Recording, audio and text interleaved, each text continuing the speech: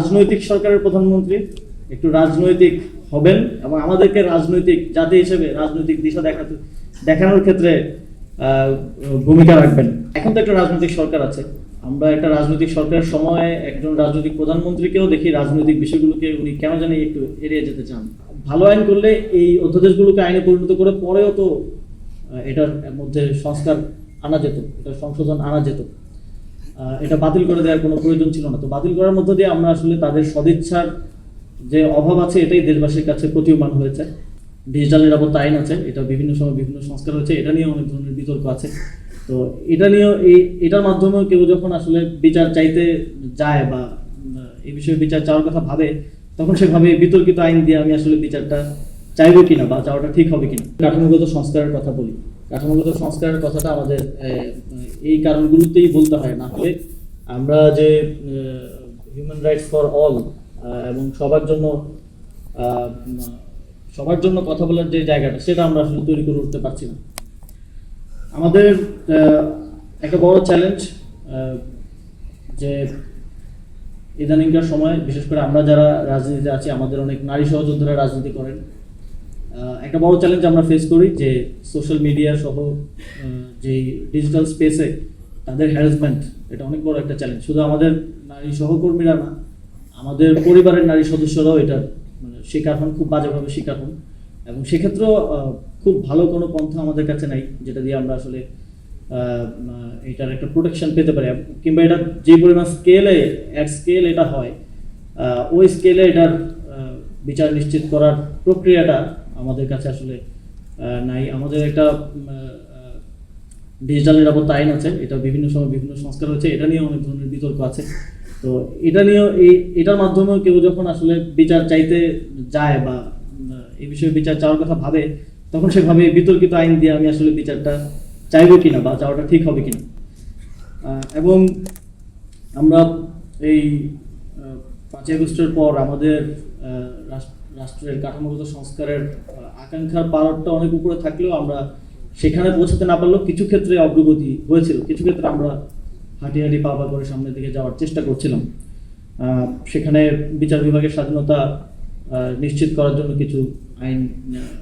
কিছু অধ্যাদেশ করা হয়েছিল, মানবাধিকার এবং গুম প্রতিরোধ সংক্রান্ত অধ্যাদেশ করা হয়েছিল, কিন্তু আমরা দেখলাম বর্তমান সরকারের সময় সেগুলো বাতিল করে দেওয়া হলো, ল্যাপস করে দেওয়া হলো। তারা একটা যুক্তি দেওয়ার চেষ্টা করেছেন যে তারা আরো ভালো আইন করবেন, কিন্তু দুঃখজনকভাবে তারা যে প্রস্তাবনা যেখানে দিয়েছেন সেখানে সেই কথাগুলো বলেন না, সেখানে তারা ভিন্ন কথা বলেছেন। তো ভালো আইন করলে এই অধ্যাদেশগুলোকে আইনে পরিণত করে পরেও তো এটার মধ্যে সংস্কার আনা যেত, এটা সংশোধন আনা যেত। এটা বাতিল করে দেওয়ার কোনো প্রয়োজন ছিল না। তো বাতিল করার মধ্য দিয়ে আমরা আসলে তাদের সদিচ্ছার যে অভাব আছে এটাই দেশবাসীর কাছে প্রতীয়মান হয়েছে। এবং তারা যখন আবার নতুন আইন করার কথা বলে সেটা অনেকটা দায়সারা টোনে বলেই আমাদের মধ্যে এই আস্থার সংকটটা তৈরি হয়েছে। আমরা অনেকটা বলা যায় জাতি হিসেবে মানে ভূতের মতো উল্টো পায়ে এবং উল্টো পথে হাঁটছি আর কি। তো এখান থেকে উত্তরণের জন্য আমাদের হয়তো আরো দীর্ঘ লড়াই সামনের সময়ে করতে হবে, এবং আমাদের এই ধরনের আলোচনাগুলো এবং আমাদের একসাথে বসা কথা বলা নিজেদের মধ্যে এবং একই সাথে দেশবাসীকে সেটা দেখার সুযোগ করে দেয় এবং সচেতনতা বৃদ্ধি করার জন্য আরো কাজ করে যেতে হবে। এক্ষেত্রে অনেক ক্ষেত্রেই যেহেতু আমি অন্তর্বর্তীকালীন সরকারে ছিলাম এবং জাতীয় নাগরিক পার্টিকেও অনেকে সরকারের মানে কাছের বলে মনে করতো, ফলে আঙুল আমাদের দিকে আসে ওই সময়কার বিভিন্ন বিষয়। তো আমার মনে হয় যে এই কাজগুলো করার ক্ষেত্রে যেটা আমি প্রথমে বললাম যে অন্তর্বর্তীকালীন সরকারের একটা বড় অংশেরই সদিচ্ছা ছিল, কিন্তু ওই রকম পলিটিক্যাল সক্ষমতার অভাব ছিল, এটা আজকের দিনে দাঁড়িয়ে স্বীকার করতে হয়। ওই যে সেন্সিটিভ কিছু বিষয়ে হাত দেওয়ার ক্ষেত্রে একটু যে রয়েস হয়ে কিংবা সবাইকে মানিয়ে নিয়ে কাজ করা, যে সবার মতামত নিয়ে সবার থেকে শুনে যে সবাইকে একমত করে তো আপনি ভালো কাজ করতে পারবেন না, সবার ইন্টারেস্ট ঢুকে যাবে ওইখানে, সবার ঢুকে যাবে। তো ওই কারণে অনেক কাজ সরকার করতে আসলে ব্যর্থ হয়েছে, যেটা করার একটা সুবর্ণ সুযোগ আমাদের কাছে ছিল। এবং আসলে সরকারের এজেন্সি এবং সরকারের অথরিটি নিয়ে অনেক কোশ্চেন, অনেক কিছু মুখোমুখি হতে হয়েছে। আমরা এই একটা নতুন সরকার এসেছে, নতুন সরকারকে আমরা দেখছি, আমরা সমালোচনা করছি, রাজনৈতিক দল হিসেবে আমরা কথা বলছি, এবং আমরা দেখছি যে এই সরকারের মধ্যে একটা আমাকে যদি বলেন অন্তর্বর্তীকালীন সরকার একটা সমালোচনা করতে, তাহলে আমি সমালোচনা করবো যে সরকারের মধ্যে রাজনীতির মানে অভাব ছিল আর কি। সরকারের রাজনৈতিক সিদ্ধান্ত নেওয়ার ক্ষেত্রে বা রাজনীতিটাকে ফেস করার ক্ষেত্রে এক ধরনের মানে স্বাভাবিক অধিকাংশ মানুষের ব্যাকগ্রাউন্ড তো পলিটিক্যাল ছিল না সেই সরকার।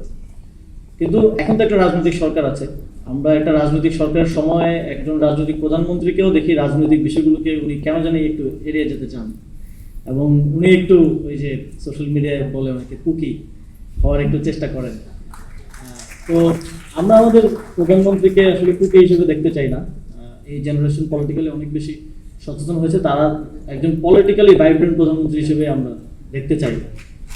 তো এই সময় তো সোশ্যাল মিডিয়া ছিল না, কিন্তু আমরা অনেক সেই কারণে হয়তো আমরা ওই সময়কার খুব বেশি একটা ভিডিও দেখতে পাই না, কিন্তু আমরা মাঝে মধ্যে শুনি যে হুসেন মোহাম্মদ এরশাদ তিনি মিডিয়া নিয়ে সাইকেল চালিয়ে তার দপ্তরে যেতেন। তো এটা ছিল তার একটা পাবলিসিটি স্টান্ট, পপুলিস্ট যে অবস্থা। তো একই জিনিস আমরা মনে হয় আবার দেখছি, কিন্তু আমরা আশা রাখবো যে আমাদের রাজনৈতিক সরকারের প্রধানমন্ত্রী একটু রাজনৈতিক হবেন এবং আমাদেরকে রাজনৈতিক জাতি হিসেবে রাজনৈতিক দিশা দেখানোর ক্ষেত্রে ভূমিকা রাখবেন। তো আজকে আমাদের এই সেশনে যারা অভিজ্ঞ আলোচকবৃন্দ ছিলেন এবং আপনারা যারা দীর্ঘক্ষণ ধৈর্য ধরে শুনছেন, সকলকে অনেক অনেক ধন্যবাদ।